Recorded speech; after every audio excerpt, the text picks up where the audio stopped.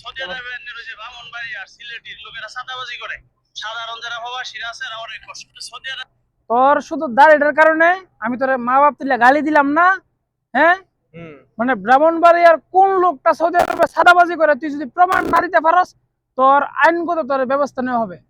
আপনারা প্লিজ ভিডিওটা সর্বোচ্চ শেয়ার করবেন এবং পুরো ব্রাহ্মণবাড়িয়াবাসী সিলেটবাসী আপনাদেরকে বলতেছি, এর উচিত শিক্ষা এবং উচিত বিচার আমরা চাই। ব্রাহ্মণবাড়িয়ার কোন লোকটা চাঁদাবাজি করে প্রমাণ দিতে হইব, সে লোকটা প্রমাণ দিতে হইব, সবকিছু দিতে হইব, দেশিরা বলতে হবে সে চাঁদাবাজি করে, ঠিক আছে? ব্রাহ্মণবাড়ির লোক সবাই বলে চাঁদাবাজি করে, ব্রাহ্মণবাড়ির লোক কেডা কোন জায়গায় চাঁদাবাজি করে তুই প্রমাণ দে এবং স্ক্রিনে তারা ছবি তুল।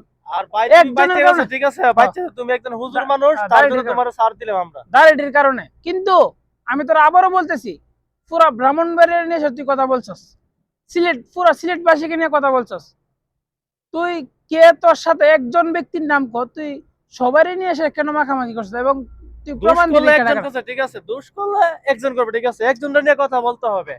সারে ব্রাহ্মণবাড়ি সারে সিলেট নিয়ে কথা বলবা, এটা সবাইকে মেনে নিবে না, ঠিক আছে? তুই প্রমাণ দিবি, এটাই তোর কাছে আমরা দাবি, তুই প্রমাণ দে।